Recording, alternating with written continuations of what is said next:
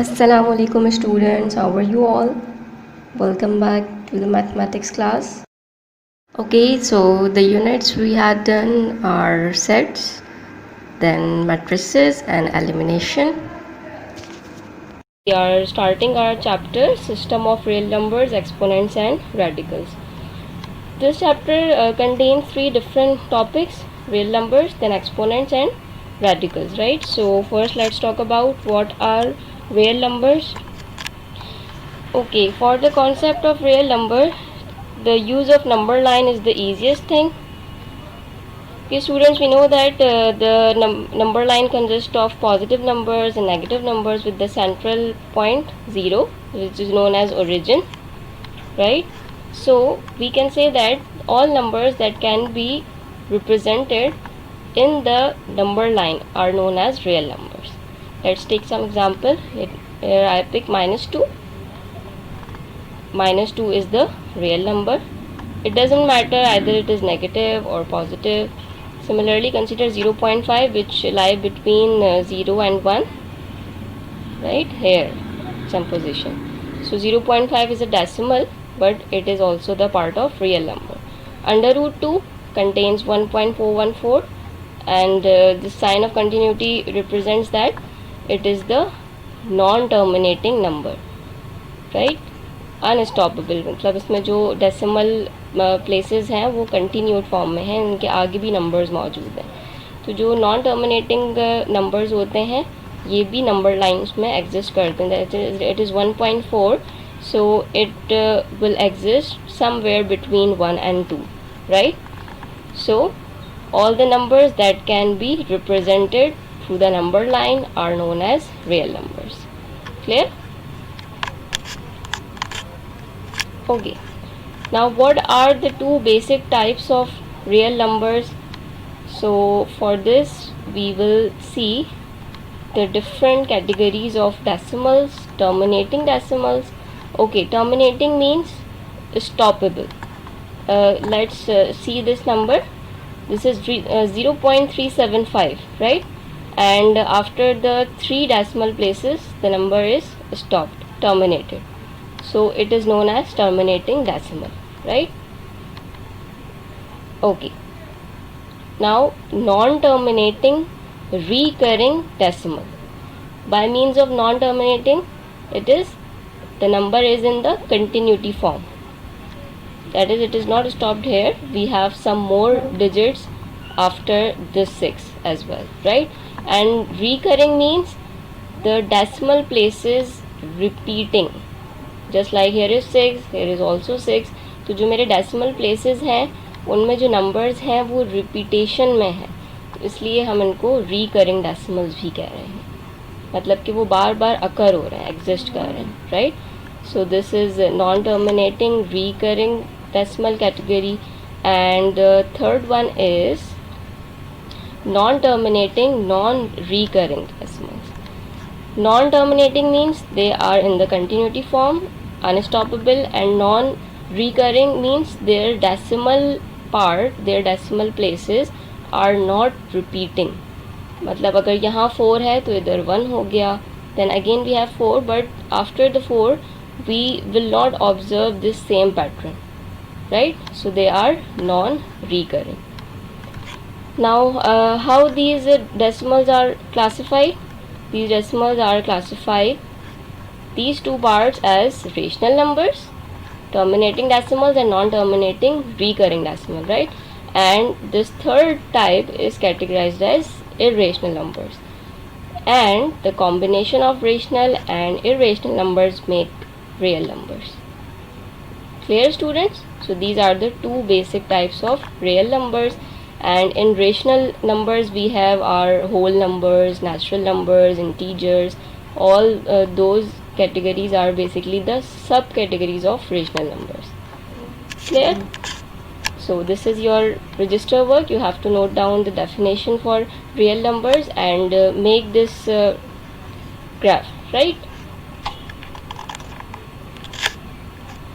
Now this is the chart which is summarizing the terminating decimals and recurring and non-recurring and its types, right? note it down in your register as well. Okay, next topic, exponents. What are exponent? Exponent is basically the short form to represent a number which is multiplied by itself numerous times. कोई भी मेरे पास एक number है जो कि अपने ही number से different times multiply हो रहा है, तो इंस्टेड के मैं उसकी बिल्कुल एक्सपेंडेड फॉर्म लिखूं, मैं उसको शॉर्ट फॉर्म में या शॉर्ट मेथड में प्रेजेंट कर सकती हूँ. तो जो शॉर्ट फॉर्म प्रेजेंटेशन होती है that is known as exponent. Let's consider this example. 2 is multiplied 4 times here, right? 2 into 2 into 2 into 2. So I can write it as 2 raised to power 4. जितने times multiply होगा उतने ही power raise होती चली जाएगी. So that power is basically known as exponent, and this number is known as a base which is multiplied, right? And this answer is known as the value. Let's take this example. A multiplied by a multiplied by a, so we can write it as a raised to power 3, where this power is known as exponent and this is known as the base. Clear? And exponents are also called powers or indices. जो हमारे पास numbers होते हैं जिनको हम superscript पे place करते हैं, को हम पावर्स भी कह सकते हैं, इनको हम इंडिसेस भी कह सकते हैं. And they are pronounced as 2 raised to power 4, a raised to power 3 or a cube.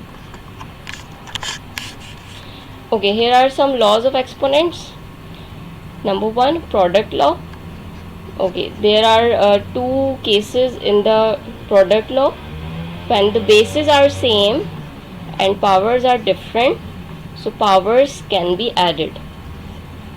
Here is the general form. See here we have the same bases and product is present here, and base and powers are different, right? Here is m and here is n. So the base is the common thing, right? Here is a, here is also a, so I have written it as the single time and the powers are added. ठीक, example से देख लेते हैं. 5 इसकी base है, इसकी base भी 5 है, राइट? बट यहाँ पे जो पावर्स रेज हो रही हैं that is 4 and that is 2. ठीक, तो we can add these as 4 plus 2 and the base remains the same and can be written in the single time, right? So 4 plus 2 becomes 6, 5 raised to 6. Second case, if the bases are different and powers are same, so we can take power common. देखिएगा students, जब यहाँ पे basis same थी तो हमने base को common किया था और पावर्स को ऐड अप कर दिया था. पर अब ऐसा केस हो कि बेसिस डिफरेंट है और पावर सेम है, तो ऐसे केस में हमें बेसिस को मल्टीप्लाई फॉर्म में ही लिखना होगा, बट उनकी power as a common power हो जाएगी, right? Just like here 3 square multiplied by 2 square, तो पावर्स तो सेम है तो वो मैंने कॉमन करके लिख दी, बट 3 और 2 जो डिफरेंट बेसिस हैं वो आपस में मल्टीप्लाई हो जाएंगी. सो 3 into 2 6 and it is 6 square, right? It is the general form of this case. The next law is quotient law, right? Division. In division, if the bases are same and powers are different, so powers will be subtracted. ठीक, जैसे देखिएगा यहाँ पे basis same है, powers different है, but क्योंकि यहाँ पे डिविजन परफॉर्म हो रही है तो ऐसे केस में हमें पावर्स को सब्ट्रैक्ट करना होता है, right? Here is the general form. And if bases are different and powers are same, so we have to do the same thing. We have to put the powers as common. Here 2 is the power and 2 is the power here also. So 3 upon 2 and the common power is 2. And it becomes 3 into square 9 and 2 into square 4. So 9 upon 4 is the answer for this, and it is the general form. Next one is power of power law. Power of power law means we have 2 powers or more than 2 powers separated with the brackets. Brackets मौजूद है हमारे पास, ठीक है, और multiple powers हैं. That's why it is known as power of power, right? तो ऐसे case में हमें पावर्स को जस्ट मल्टीप्लाई करना होता है और बेस तो हमारी है ही सिंगल फॉर्म में, ठीक है. तो यहाँ पे बेस एज इट इज़ रही 2 bracket and then power is 3, So 2 into 3 power becomes 6 with the base 5, and it is the general form of this law. Zero exponent law. Zero exponent law means something raised to power 0 always equals to 1. कोई भी मेरे पास number है, variable है, अगर उसके exponent 0 है तो उसको मुझे सिंपल 1 कर देना, ठीक है। उसमें कोई और रूल अप्लाई नहीं होगा, उसमें कोई सब्ट्रैक्शन नहीं होगा, it will simply becomes 1. Clear? Okay. Negative exponent law. If the exponent is negative make it positive by changing its position. ठीक है, अगर मेरे पास कोई भी बेस मौजूद है, उस पर नेगेटिव पावर है, तो उसको मैं सिंपली उसकी पोजीशन चेंज कर दूंगी. जस्ट लाइक यहाँ पे 3 रेज़ टू पावर -2 था, तो यहाँ पे 3 को मैंने डिनोमिनेटर में सेंड किया तो पावर पॉजिटिव में कन्वर्ट हो गई. ठीक है, पावर पॉजिटिव इसलिए करते हैं स्टूडेंट्स क्योंकि नॉर्मली जो हम अपनी कैलकुलेशंस परफॉर्म करते हैं उसमें हमें पावर को पॉजिटिव रखना होता है, राइट. तो अगर आपके पास नेगेटिव पावर आती है तो आपको सिंपली उसको रेसिप्रोकेट करना है. ठीक है, उसको उसके पोजीशन चेंज करनी है, तो आपकी जो पावर होगी वो पॉजिटिव पावर में कन्वर्ट हो जाएगी. It is the general form of this, right. You have to note all these laws in your register. Okay, exercise 2.2 is basically the application of exponent. It is very easy exercise, so students kindly do it by yourself, right. Now exercise 2.3, simplify. We have to simplify the exponents here by using different laws of exponents. Okay, so question number 1 is 10 raised to power 3 and whole power is square. So here I have simply applied product of product law. जो bracket था ये multiply पे change हो गया है. It becomes 10 raised to power 6 and it is the value of 10 raised to power 6, right. Similarly in this case 3 multiplied by 2 becomes 2 raised to power 6 and it is 64. Same in this case. Okay, here we have the negative sign with the base and we have even power over it, right. अच्छा, जब भी मेरे पास कोई ऐसा case आ जाए कि मेरे पास base के साथ नेगेटिव साइन है, ठीक है, और जो उसकी टोटल पावर है वो इवन है, तो ऐसे केस में जो नेगेटिव साइन है वो रिप्लेस हो सकता है, वो रिमूव कर सकते हैं. ठीक है, मतलब यहाँ पे अगर -2 रेज़ टू पावर 4 हो और ये 2 रेज़ टू पावर 4 हो तो दोनों की वैल्यू 16 ही होगी, राइट. अगर आपको उसको प्रूफ करना हो तो आप -2 को ज़रा 4 टाइम्स मल्टीप्लाई करवाइएगा, देखिएगा आपका आंसर पॉजिटिव फॉर्म में आएगा. ठीक है, तो बस सिंपल सा एक रूल है कि जब भी आपके पास बेस नेगेटिव हो और इवन पावर हो तो ऐसे केस में आपको उसका माइनस रिमूव कर देना है. Clear? Question number 5, here we have applied quotient law, right. देखिएगा डिवाइड है और बेसिस सेम है, पावर्स डिफरेंट है, पावर्स सब्ट्रैक्ट हो गई and 7 - 2 becomes 5 and it is the value, right. Same in this case, quotient law is applied here and we have a negative sign with the base and the total exponent is even number, so we can write it as 4 square, positive 4 square, right. Here is the quotient law. Okay, here is also the quotient law application.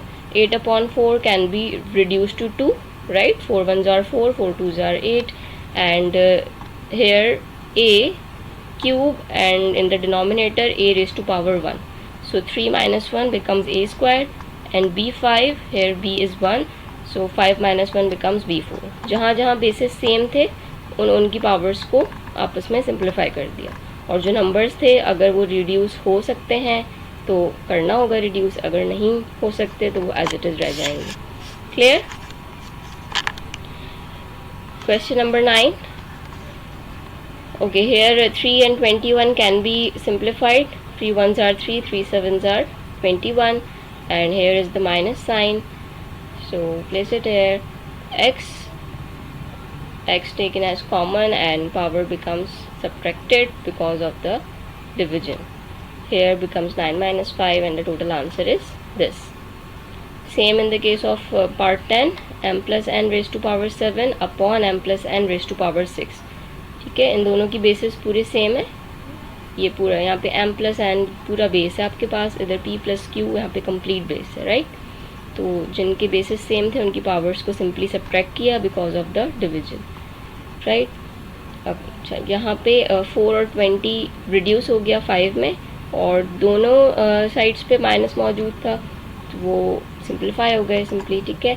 और 2p minus 3q power 12 minus 9, 4 minus 3r, 3 minus 1, power is 3 minus 1. Here it is present in with 1 power, and here it is 3.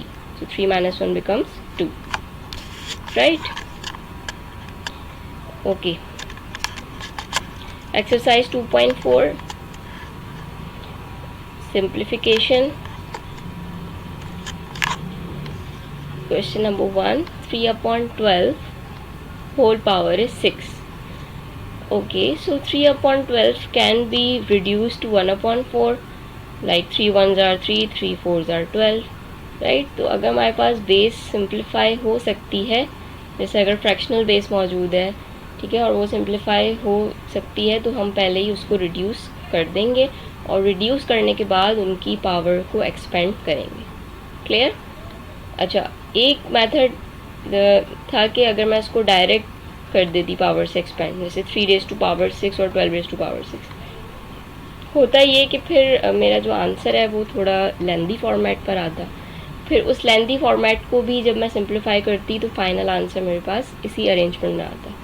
So it's better कि हम जो है base को अगर वो reduce हो सकता है तो फर्स्ट स्टेप में ही रिड्यूस कर दें, ठीक है, ताकि हमारे पास कोई बिग वैल्यू ना ऑब्टेन हो। Clear students? Okay, part 2, 12 upon 5 minus 12 upon 5। Okay, 12 और 5 आपस में रिड्यूस नहीं हो रहा है, तो यहाँ पे हमने सिंपली इसकी पावर को एक्सपेंड कर दिया। ओके, अच्छा यहाँ पे माइनस तो है पर पावर इवन तो नहीं है, पावर ऑड है, तो ये माइनस रिटेन होगा। Clear? It is a upon b raise to power 6। अच्छा, यहाँ तो बेसिस भी सेम नहीं है और ये सिंपल वेरिएबल्स हैं, तो बस हमने इनकी पावर्स को सिंप्लीफाई कर देना है, इनको सेपरेट करके लिख देना है। Here in question number 4 we have L upon m raised to power minus 3। अच्छा, अब यहाँ पे हम नेगेटिव लॉ अप्लाई कर रहे हैं। माइनस की जो पावर्स है उनको पॉजिटिव करने के लिए हमें क्या करना पड़ता है, जो भी बेसिस होते हैं उनकी पोजीशन को शिफ्ट करना पड़ता है। तो अब ये L अपॉन m था, तो जब इसकी शिफ्टिंग परफॉर्म होगी तो ये m अपॉन l हो जाएगा, राइट। तो पावर ऑटोमेटिकली पॉजिटिव में कन्वर्ट हो गई। अच्छा, अब ये सिंप्लीफाई तो नहीं हो रहा है फर्दर, तो अब हमने इनकी पावर्स को इंडिविजुअल फॉर्मेट में लिख देना है। Clear? Question number 5, here we have also the negative power, so I have just swapped the positions। 3cd becomes numerator and 8a square b becomes denominator, so power becomes positive, right?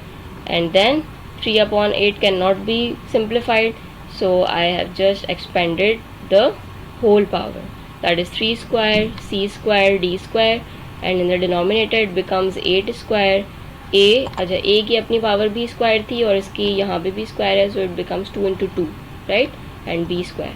जो भी आपके पास whole power होती है और आपके पास जो base है वो फ्रैक्शनल फॉर्मेट पे है, तो ऐसे केस में जो आपकी पावर है वो न्यूमरेटर के साथ भी है और डिनोमिनेटर के साथ भी काउंट होगी। क्लियर? अच्छा, इसको अब हमने सिंप्लीफाई कर दिया। Same in the case of 9। Okay, 18 upon 6 can be reduce to 3, right, and then in the next step I have expanded the power, the whole power, right? So 3 into 3 into cube, sorry, right? And here x 4 into 3, 4 multiplied by 3, and so on. Clear? So 3 raised to power 3 becomes 27, and here are bases, but all the bases are different from each other, so they cannot be simplified further, right? Same in the case of part 10. Here 30 and 5 reduced to 6, and then we have expanded the powers. Clear? Okay, now you have to do question 6, 7, 8, 11, 12 of this exercise by yourself. They are very easy and similar to the questions which I have solved here already. Clear? Now the new topic, radicals. Okay, what are radicals? Basically radicals are the opposites of exponents। exponents को remove करने के लिए जो terminology use होती है that is simply the radical. Radical contain this symbol over the number. कोई भी मेरे पास नंबर है और उसके ऊपर अगर ये साइन प्रेजेंट है, so this is the sign of a radical. इसको हम अपनी नॉर्मल लैंग्वेज में अंडर रूट भी कहते हैं. कि कोई भी नंबर है और अगर उसके ऊपर ये साइन हम कहते हैं this is the under root of 3 और under root of 5, right. Okay, let's consider this example. It is 3 square. ठीक. सो अगर मुझे इसका एक्सपोनेंट रिमूव करना हो तो यहाँ पे मुझे कोई ऐसी पावर चाहिए जो कि इस 2 को कैंसिल आउट कर सके, इस 2 को रिमूव कर सके. तो 2 को रिमूव करने के लिए मुझे 1/2 की नीड है ना. मैं ये चाह रही हूँ कि ये जो मेरे पास एक्सपोनेंट है 2 के फॉर्म में, ये मेरा रिमूव हो जाए और सिंपली 3 रह जाए. ठीक. तो इसके 2 को रिमूव करने के लिए मुझे 1/2 की नीड होगी. सही. तो 1/2 को मैं रूट वे में भी लिख सकती हूँ. जो सिंपल रूट होता है ना, जहाँ पे मेरे पास बाहर कोई नंबर नहीं है, इस सिंपल रूट की अपनी जो वैल्यू है वो 1/2 है. ठीक है. तो अगर मुझे स्क्वायर रिमूव करना है तो मैं सिंपली इसको, इस नंबर को स्क्वायर रूट के अंदर प्लेस करूँगी. So square root means its value is 1/2. So this 1/2 can be simplified with the 2 and we will get our simple number. Okay, consider this number which have under root. Okay, this is known as simple square root or we can say inverse of square. कोई भी number है उसके ऊपर square है और ये वाला sign है तो ये हमारा स्क्वायर रूट कहलाएगा. अच्छा, इस केस में देखिएगा, सेकंड केस में यहाँ पे अंडर रूट तो प्रेजेंट है पर अंडर रूट के साथ एक नंबर भी प्रेजेंट है. तो अगर अंडर रूट सिंपल है तो वो स्क्वायर रूट है. इट मीन्स कि उसकी वैल्यू 1/2 है. पर अगर कोई अंडर रूट है और उसके साथ कोई ना कोई वैल्यू भी अटैच्ड है तो फिर वो उसी इन्वर्स पावर में कन्वर्ट हो जाएगा. जैसे यहाँ पे 3 है तो इसको हम क्यूब रूट कह सकते हैं, that is inverse of the cube, right. And the number which is present under the radical sign is known as radicand and the value of the radical is known as index. से यहाँ पे 3 जो है वो मेरा index कहलाएगा. Clear. So what is index? Value of radical. And what is radical? Any number और variable present inside the sign of a radical. Okay. Now exercise 2.5 which is based on radicals. Okay, here is your question number 1. Under root 169. अब इस number को हमने ऐसे format पे लिखना है कि वो मेरी किसी ना किसी एक्सपोनेंट में कन्वर्ट हो जाए. अच्छा, यहाँ पे सिंपल अंडर रूट है, कोई वैल्यू, कोई इंडेक्स मौजूद नहीं है. तो ऐसे केस में हमें ये पता है कि इसकी अपनी पावर इस वक्त क्या है, 1/2 है. तो जो मेरे पास अंदर नंबर प्रेजेंट है मैं चाहूँगी कि मैं उसको किसी ऐसे फॉर्मेट पे कन्वर्ट करूँ कि वो स्क्वायरिंग फॉर्म में आ जाए. स्क्वायरिंग फॉर्म में आने से बेनिफिट होगा ये कि वो अंडर रूट की वैल्यू से सिंप्लीफाई हो जाएगा easily, right. So 169 is basically the square of 13. मतलब 13 को अगर मैं 2 टाइम्स मल्टीप्लाई करती हूँ, 13 × 13, सो इट विल बिकम 169. ठीक है. तो यहाँ पे 13 स्क्वायर प्लेस कर दिया, राइट. और स्क्वायर के साथ जब ये अंडर रूट इसकी पावर में कन्वर्ट हुआ तो ये 1/2 था एंड 2 से 2 यहाँ पे सिंप्लीफाई हो गया तो it will become 13. Okay, now here is 180. अच्छा, 180 इटसेल्फ किसी का स्क्वायर नहीं है. ठीक है. जैसे 169 13 का स्क्वायर था बट 180 किसी का स्क्वायर नहीं है. अब ऐसे नंबर्स मेरे पास अगर आ जाएँ जो इटसेल्फ किसी का स्क्वायर ना हो तो ऐसे केस में हमें उसके फैक्टर्स फॉर्म करने होंगे, राइट. 180 के जब मैंने फैक्टर्स फॉर्म किए तो मैं ये फिर जहाँ पे देखूँगी कि कितने ऐसे नंबर्स हैं जो पेयरिंग फॉर्म में है. जैसे यहाँ पे 2 है तो 2 का पेयर मौजूद है, 2 × 2, और 3 है तो 3 का पेयर भी मौजूद है. बट 5 यहाँ पे अलोन है, 5 का पेयर नहीं है. फाइन, जितने भी फैक्टर्स आए उन सब फैक्टर्स को मैंने उस नंबर की प्लेसमेंट पे पुट करना है, लिखना है. ठीक है. और जहाँ पेयर्स फॉर्म हो रहे हैं वहाँ सिंपल मैंने स्क्वायर कर देना. 2 × 2 बिकम्स 2 स्क्वायर, 3 × 3 बिकम्स 3 स्क्वायर. इसको स्क्वायर फॉर्मेट में करने का बेनिफिट यही है स्टूडेंट्स कि ताकि ये अंडर रूट से सिंप्लीफाई कर सकें हम इसको, सही. बट 5 का पेयर नहीं था तो 5 ऐसे ही सिंगल फॉर्म में ही लिखा जाएगा, राइट. अच्छा, अब क्या है, ये अंडर रूट के अंदर जितने भी नंबर्स थे क्योंकि ये मल्टीप्लाई फॉर्म में थे तो ऐसे केस में हम अंडर रूट को सेपरेटली भी लिख सकते हैं with in the single number, right. यहाँ पे देखिएगा स्क्वायर और रूट सॉल्व हो गए, इट बिकेम 2 ओनली. जहाँ पे स्क्वायर और रूट सॉल्व हो गए इट बिकेम 3 ओनली. अच्छा, यहाँ पे इस अंडर रूट को कैंसिल आउट करने वाला कोई भी नंबर मौजूद नहीं है, पावर नहीं है ना यहाँ पे. तो यहाँ पे ये ऐसे ही रह जाएगा अंडर रूट 5. अच्छा, अब जो numbers out of the root हो गए हैं वो अब सिंपल होल नंबर्स हैं, तो उनको हम मल्टीप्लाई कर सकते हैं. 2 3s are 6 and it is under root 5. Clear? Okay, here is under root 12 into under root 12. तो ये तो ऑलरेडी ही दो मतलब मल्टीपल्स हुए हैं, तो हमने इनको सिंपली स्क्वायर फॉर्म में लिख दिया. ठीक है, और यहाँ पे स्क्वायर से रूट कैंसिल आउट हो गया, it became 12 simply. Now question number 4, under root 16 and under root 12. Okay, 16 is the square of 4, right. पर या तो हम डायरेक्ट लिख सकते थे 4 स्क्वायर, या फिर अगर हम इसके फैक्टर्स फॉर्म करें so it became 2 raise to power 4. ठीक है, तो दोनों केसेस में इसको आप सॉल्व कर सकते हो. आप इसको 4 स्क्वायर भी लिख सकते हो यहाँ पे, वरना फिर 2 स्क्वायर भी लिख सकते हो. ठीक है. अच्छा, 12 इटसेल्फ किसी का स्क्वायर नहीं है, तो 12 के जब हमने फैक्टर्स चेक किए तो 2 की तो पेयरिंग आ गई बट 3 की पेयरिंग नहीं आई. 3 लेफ्ट अलोन, तो जो अलोन था उसको एज इट इज़ प्लेस कर देना है. ठीक, फिर नेक्स्ट स्टेप में अंडर रूट्स को सेपरेट कर लीजिए. ठीक है, जो कैंसिल आउट हो रहे हैं वो कैंसिल कर दें, जो नहीं कैंसिल हो रहा है वो एज इट इज़ रह जाएगा. जो नंबर्स अब आउट ऑफ द रूट है you have to multiply these numbers, right. Here we have 14 and 21. Okay, 14 के फैक्टर्स क्या होंगे? 2 इंटू 7. 21 के फैक्टर्स क्या होंगे? 3 इंटू 7, राइट. अच्छा, अब यहाँ पे मैंने इन डिफरेंट रूट्स को एक कॉमन रूट में प्लेस कर दिया. रीज़न उसका ये था स्टूडेंट्स, क्योंकि डिफरेंट रूट्स पे मैंने ये ऑब्ज़र्व किया कि दोनों के पास एक एक 7 मौजूद है, और है तो ये मल्टीप्लाई फॉर्म में ना, तो मल्टीप्लाई फॉर्म में हम किसी भी स्टेज में रूट्स को सेपरेट करके भी लिख सकते हैं और रूट्स को कंबाइन करके भी लिख सकते हैं. ठीक है, तो यहाँ पे मैंने रूट्स को कंबाइन किया वो इसलिए क्योंकि मुझे यहाँ से 7 का पेयर मिल सकता था. ठीक, और यहाँ पे 2 इंटू 3 रह गया अभी एज इट इज़. ठीक, 7 इंटू 7 बिकम 7 स्क्वायर, और जब यहाँ पे रूट इन तीनों के सेपरेट आउट होंगे तो 7 स्क्वायर से रूट सिंप्लीफाई हो जाएगा, तो ये 7 रह जाएगा खाली. अच्छा, अब अंडर रूट में यहाँ पे 2 नंबर्स मौजूद हैं और दोनों ही सिंप्लीफाई नहीं हुए, तो ऐसे केस में उनको आपस में मल्टीप्लाई करके और रूट को सिंगल टाइम लिख सकते हैं. So it becomes under root 6 into 7, और we can say 7 under root 6. Question number 10. Okay, now we have plus operator. ठीक है, मल्टीप्लाई नहीं है, यहाँ पे प्लस आ गया है, तो ऐसे केस में हम देखेंगे कि अगर हमारे पास रेडिकल सेम है तो रेडिकल्स कॉमन आ जाएंगे. ठीक, और जो उसकी वैल्यू है, जो उसके साथ का नंबर प्रेजेंट है, वो नंबर्स आपस में इस तरह से ऐड हो जाएंगे. So under root 5 is common here and 3 + 8 becomes 11, और we can say 11 under root 5.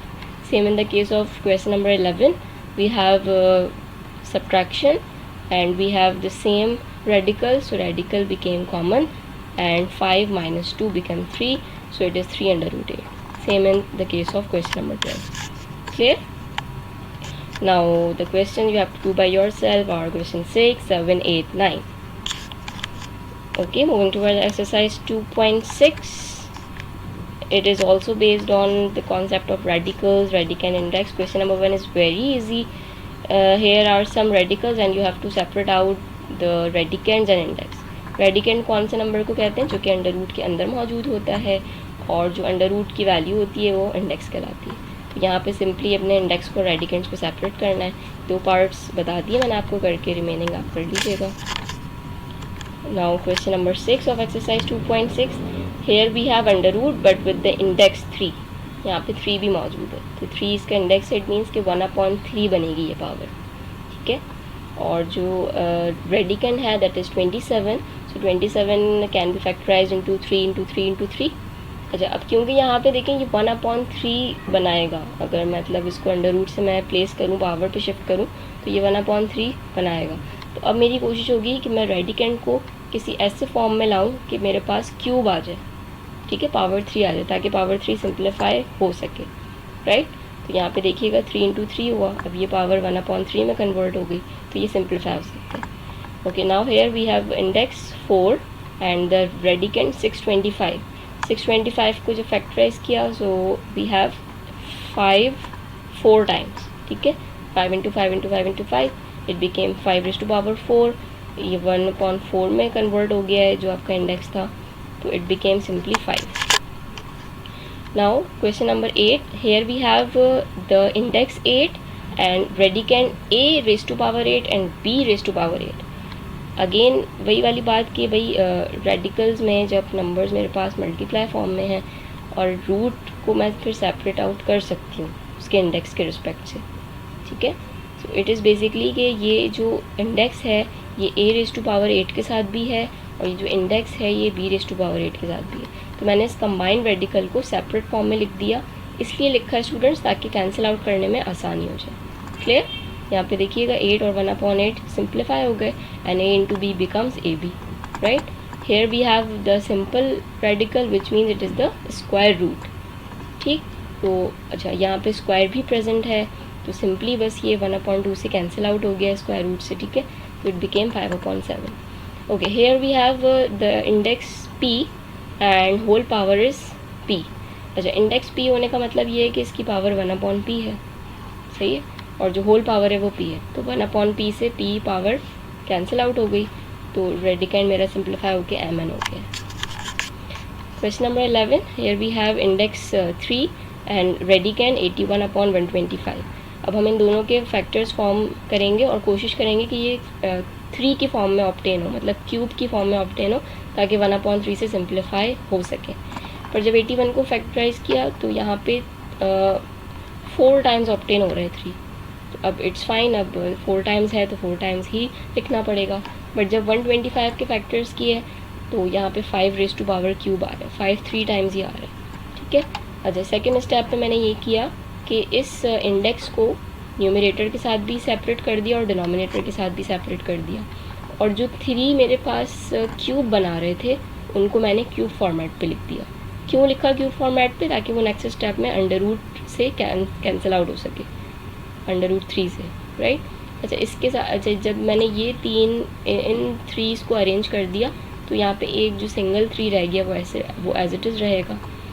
पर ये जो इंडेक्स है 3, ये इंडेक्स तो मेरा इस नंबर के साथ भी मौजूद है और इस नंबर के साथ भी मौजूद है, राइट। तो यहाँ पे मैंने इंडेक्स को सेपरेट आउट कर लिया है। सेपरेट आउट करने से बेनिफिट ये हुआ कि ये तो रिड्यूस हो गया बट ये वाली फॉर्म रिड्यूस नहीं हो सकी क्योंकि इसके पास कोई अपनी पावर मौजूद नहीं है। So it will remain as under root 3 with the index 3, right.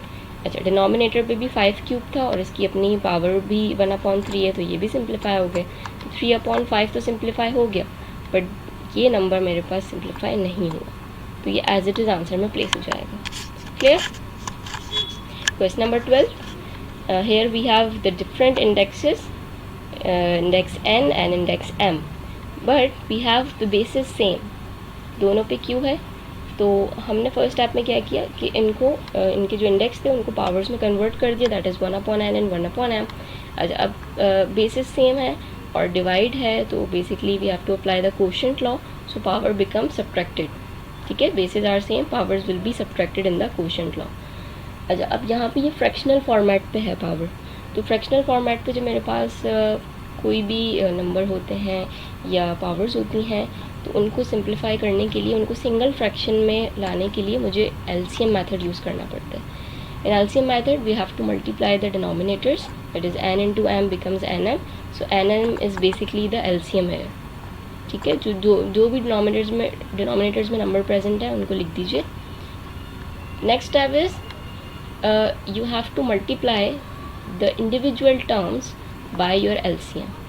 ये देखिएगा मैंने यहाँ पे जो रफ वर्क किया है, देखिए ये आपका एलसीएम है nm, ठीक, और आपकी फर्स्ट टर्म क्या है 1/n, तो 1/n को अपने एलसीएम से रिड्यूस कीजिए, n से n कैंसिल आउट हो गया, m ones are m, so here your first numerator is m, sign is minus, here we have to place the minus, the next term is 1/m and LCM is nm, ठीक है। तो यहाँ पे m से m simplify हो गया and n into 1 becomes n। तो numerator की जो वैल्यूज़ आती है ना स्टूडेंट्स एलसीएम के बाद, वो इस तरीके से आती हैं कि उसको आपने अपने एलसीएम जो आपका आंसर आया होता है उससे आपने मल्टीप्लाई करना होता है, जो कैंसिल आउट हो जाए वो हो जाता है और जो रह जाता है उनको हम मल्टीप्लाई करवा देते हैं। क्लियर? ये स्टेप समझ आ गया? Okay, moving towards question number 13, here we have the index 4 and the radicand is 256 a4 b4। So 256 को जब फैक्टर्स फॉर्म में कन्वर्ट किया, सो हेयर वी हैव 2⁻8। 2 कितने टाइम्स ऑब्टेन हुए? 8 टाइम्स, लिख दिया 2⁻8। कोई प्रॉब्लम नहीं है। क्यों नहीं है? क्योंकि यहाँ पे तो 4 है और 4 और 8 सिंप्लीफाई हो सकते हैं, राइट। अच्छा, नेक्स्ट स्टेप में सिंपली बस पावर्स को सेपरेट आउट कर लिया। जैसे ये √4 था ना, तो √4 1/4 में कन्वर्ट हो गया। अब ये 1/4 इंडिविजुअल नंबर्स के साथ सिंप्लीफाई हो गया, ठीक है। 4 1s are 4, 4 2s are 8, so it becomes 2 square and 2 square becomes 4, and here the whole powers are simplified, so it becomes simple AB. 4AB is the answer. You have question number 14. Here we have 64 upon 216 as a radicand, and AQ B9 and C60 18, and the index is 3. Okay, सो 64 को जब factors form में convert किया, सो it became 2⁶, और 2⁶ भी कर सकती हूँ और 4³ भी कर सकती हूँ। 4 को 3 टाइम्स 4 से मल्टीप्लाई करूँगी तब भी 64 ही ऑब्टेन हो जाएगा। तो बेसिकली जब हम फैक्टर्स फॉर्म करते हैं ना, तो हमारी कोशिश होती है कि हम स्मॉलेस्ट नंबर से स्टार्ट करें फैक्टर्स बनाने। तो स्मॉलेस्ट नंबर के फैक्टर्स जो है वो 2 से ही पॉसिबल होते हैं, तो इसलिए स्टार्टिंग में तो हम लेते ही 2 हैं। तो अगर आप 2⁶ भी करते हो सो इट्स फाइन, और अगर आपको पता है कि 4 का क्यूब भी 16 होता है, तो you can use 4³ here as well. Clear? No problem in it. अच्छा फाइन, यहाँ पे हमने पहले फैक्टर्स अरेंज कर लिया। अच्छा, 216 को जब इसके फैक्टर्स फॉर्म किए, तो यहाँ पे 2 जो है वो 3 टाइम्स ऑब्टेन हुआ और 3 भी 3 टाइम्स ऑब्टेन हुआ। तो मैंने इसको इस तरह से लिख दिया, 2³ and 3³, राइट। अच्छा, जो इंडेक्स था उसको पावर फॉर्म में कन्वर्ट कर दिया, 1/3 एंड 1/3। फिर ब्रैकेट ओपन करने हैं, तो हर इंडिविजुअल नंबर के साथ ये पावर इंट्रोड्यूस होती चली जाएगी। जहाँ पे कैंसिल आउट हो रहा है वहाँ कैंसिल कर दीजिए। Here 3 1s are 3, 3 2s are 6, so it becomes 2 square, and here whole powers are simplified. Here 3 1s are 3, 3 3s are 9, so it becomes B³, and in the denominator here all powers are simplified. Here we have only 3. Here we have 3 1s are 3, 3 2s are 6, so it becomes C square. Here we have 3 1s are 3 and 3 6s are 18, so it becomes D6, right. Now 2 square is 4, and in the denominator we have 2, and 2 and 4 can be simplified as 2, but here this 3 is also present. This 3 is not simplified with the 2, so it will remain in the denominator, right. And here we have no common bases A, B, C, D. They all are different, so they can be present in the answer, right. Okay students, so I think you have understood all the points, but if you have any problem in any topic, in any question, so you can ask me, okay. So kindly students do your work nicely, and our next week topics will be properties of real numbers, and in these properties inshallah we will cover exercise 2.1. basically it is objective based, right. So I will explain you in the next class, and we will cover also exercise 2.7 and 2.8, right. Okay students, thank you so much, take care, Allah Hafiz.